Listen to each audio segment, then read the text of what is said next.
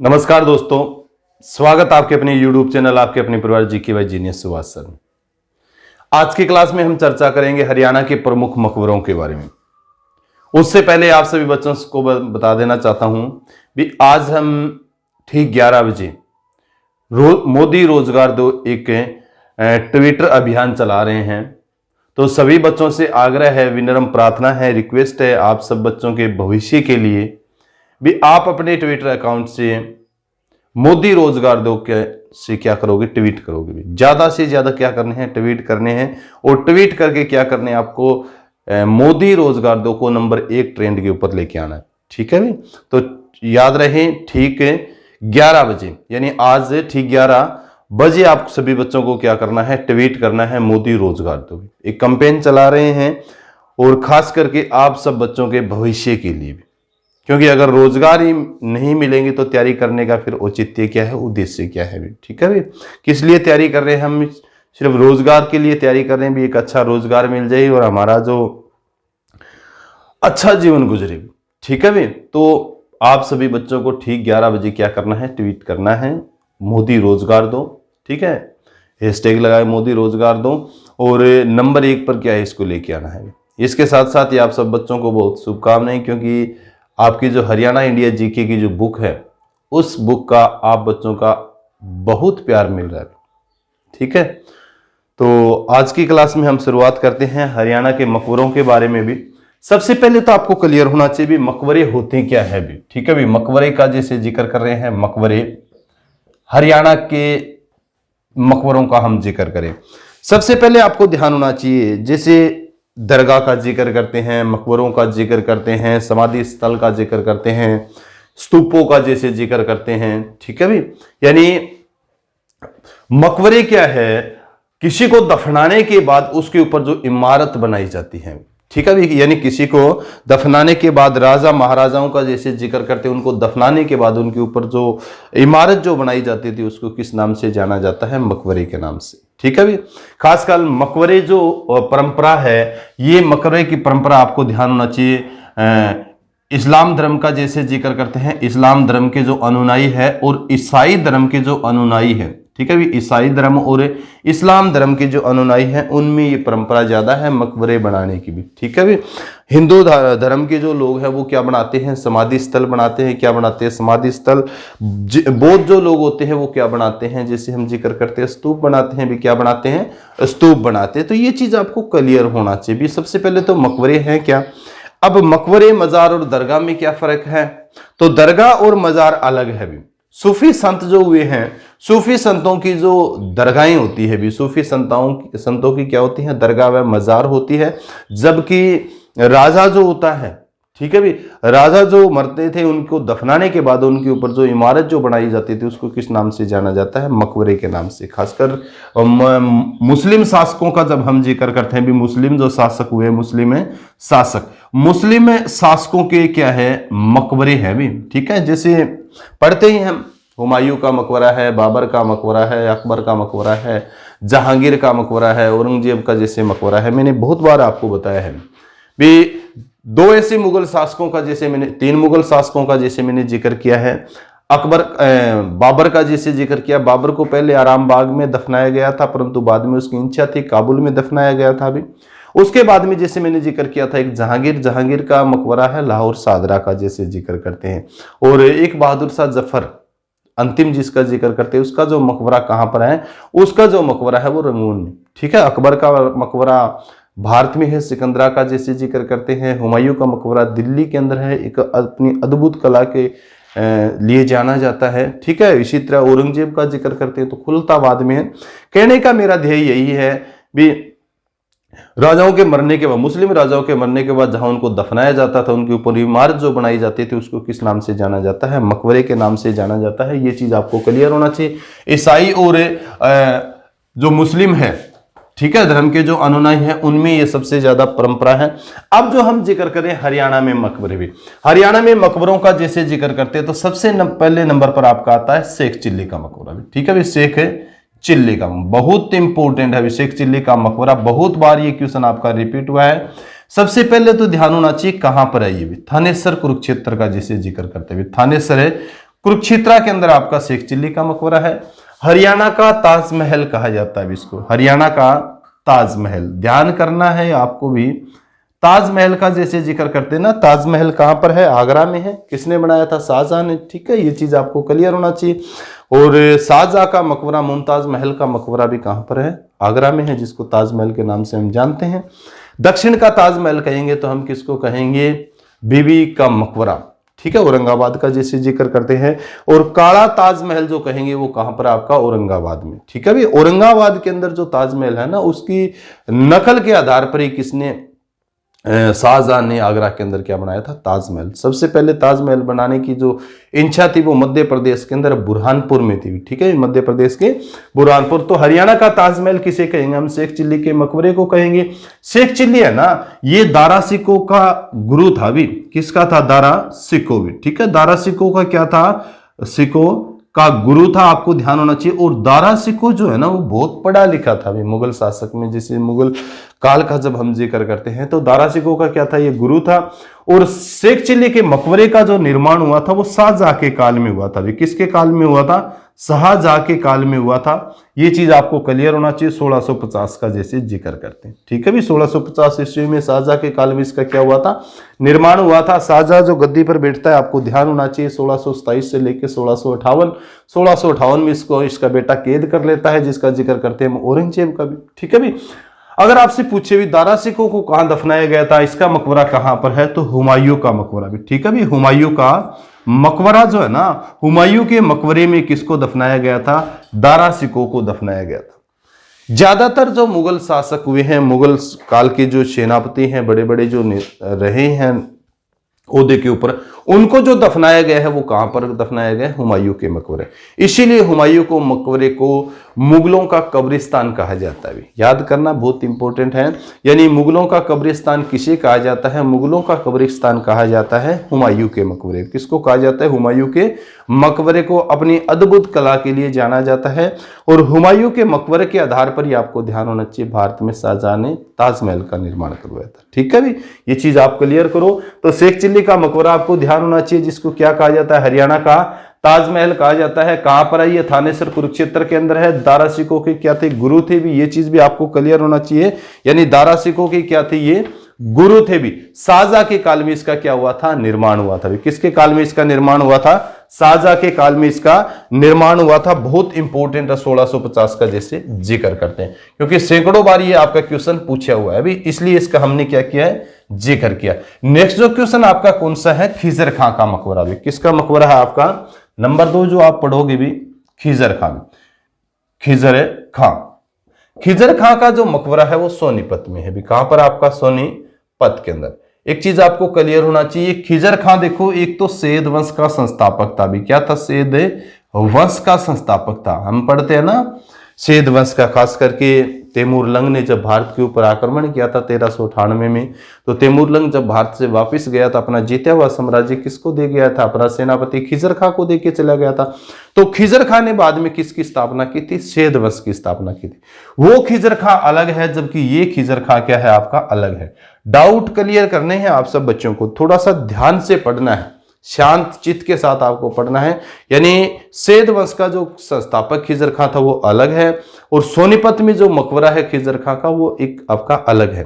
ठीक है भी, ये एक संत के रूप में जाने जाते हैं भी। खिजर खां जो है सोनीपत के अंदर जो मकबरा है, ये किसके रूप में जाने जाते हैं? एक संत के रूप में जाने जाते हैं। ठीक है, इब्राहिम लोदी का जैसे आपने जिक्र सुना हो, किसके समकालीन थे? आपको ध्यान हो, इब्राहिम लोदी। लोदी वंश का जो अंतिम शासक था ना, इब्राहिम लोदी, उसके क्या थे? ये समकालीन थे खिजर खां का जैसे जिक्र करते हैं। और ये जो खिजर खां का जो मकबरा है ना, ये इंडो इस्लामिक वास्तुकला पर आधारित है। ठीक है, ये यानी इंडो इस्लामिक वास्तुकला पर आधारित जो आपका मकबरा हरियाणा का कौन सा? वो खिजर खां का मकबरा है। किसके समकालीन थे, आपको ध्यान होना चाहिए। तो ये लोदी वंश का जो अंतिम शासक था ना, इब्राहिम लोदी, इब्राहिम लोदी के क्या थे, समकालीन थे भी। बहुत बार ये क्वेश्चन अभी आपका पूछा गया है भी। खिजर खां का मकबरा कहां पर है, सोनीपत में है।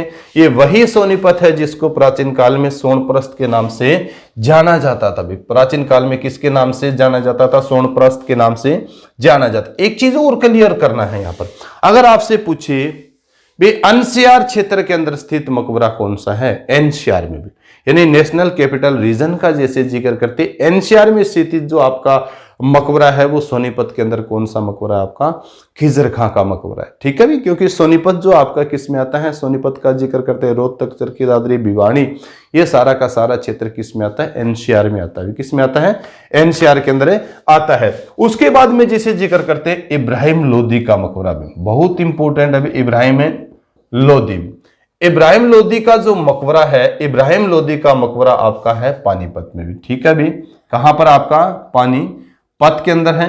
ठीक है, इब्राहिम लोदी के बारे में जैसे बार बार हम बताते रहे हैं, पानीपत का प्रथम युद्ध हुआ था बाबर व इब्राहिम लोदी के बीच में। किसके बीच हुआ था, बाबर व इब्राहिम लोदी के बीच में पानीपत का प्रथम युद्ध हुआ था। और इस युद्ध में बाबर जीत गया था, और बाबर जीतने के बाद बाबर ने भारत में मुगल साम्राज्य की स्थापना की थी। आपका इब्राहिम लोदी हार गया था, मैदान में मारे जाने वाला प्रथम सेनापति का जैसे जिक्र करते हैं हम, सुल्तान का जैसे जिक्र करते हैं, इब्राहिम लोदी था जो मैदान के अंदर वीरगति को प्राप्त हुआ था।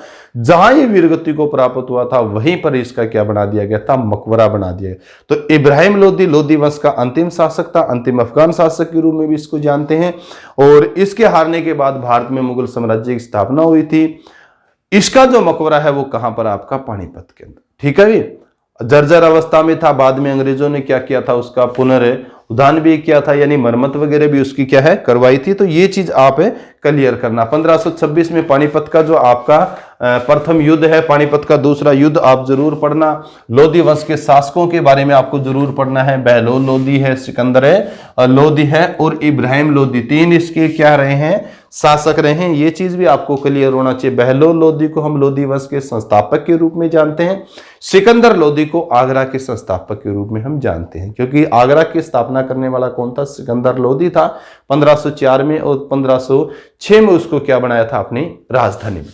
ठीक है, अगला जो आपका मकबरा कौन सा है, इब्राहिम सूरी का मकबरा भी क्या है, इब्राहिम सूरी, इंपोर्टेंट है, ध्यान करना भी। इब्राहिम सूरी का मकबरा है, कहां पर है, नारनौल में भी। कहां पर है ये, नारनौल के अंदर है। नारनौल किस जिले के अंतर्गत आता है, आपका महेंद्रगढ़ की भी। ठीक है भी, महेंद्रगढ़ के अंतर्गत आता है। इब्राहिम सूरी का मकबरा किसने बनाया था, शेरशाह सूरी ने। किसने, शेरशाह सूरी ने बनाया था। ये चीज आपको क्लियर होना चाहिए। शेरशाह सूरी का मकबरा कहां पर है भी, सासाराम बिहार में भी। क्या है, सासाराम बिहार में। बहुत बार क्वेश्चन रिपीट होते हैं, यानी इब्राहिम सूरी का मकबरा भी बहुत बार पूछा गया है, और शेरशाह सूरी का मकबरा भी।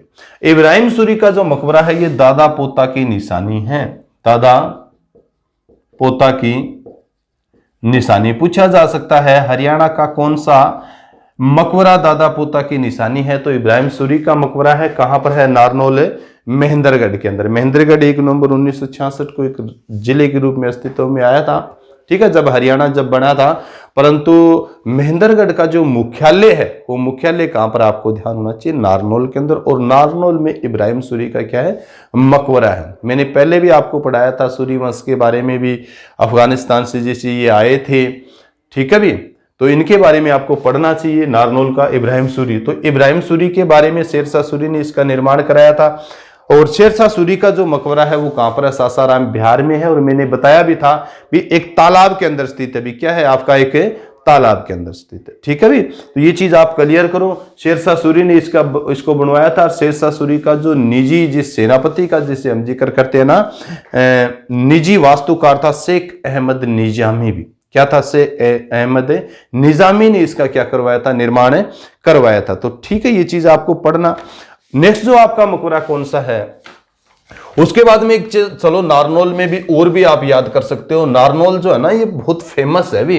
नारनौल में कई मकबरे हैं, जिसे साहब विलायत खां का मकबरे का आप जिक्र कर सकते हो भी। एक तो आपने शेरशाह सूरी का जैसे जिक्र किया ही है। शाह कुली खां का मकबरा जैसे याद कर सकते हो भी। शाह कुली खां, ठीक है, शाह कुली खां का मकबरा है एक तो, और दूसरा जैसे जिक्र करते तो शाह विलायत का भी, शाह विलायत, ठीक है भी, विलायत खां, ठीक है। ये चीज आप क्लियर करना, यानी शेरशाह इब्राहिम सूरी का मकबरा, शाह कुली खां का मकबरा और शाह विलायत खां का मकबरा कहीं पर है तो आपका नारनौल के अंदर है। कहां पर? आपके नारनौल के अंदर है। ये चीज आपको क्लियर करना है। इसके बाद में जैसे जिक्र करते हैं 40 हाफिज का मकबरा है भी, एक 40 हाफिज का मकबरा है, इंपोर्टेंट है भी बहुत, ये भी क्वेश्चन पूछा गया था भी, 40 हाफिज का मकबरा भी।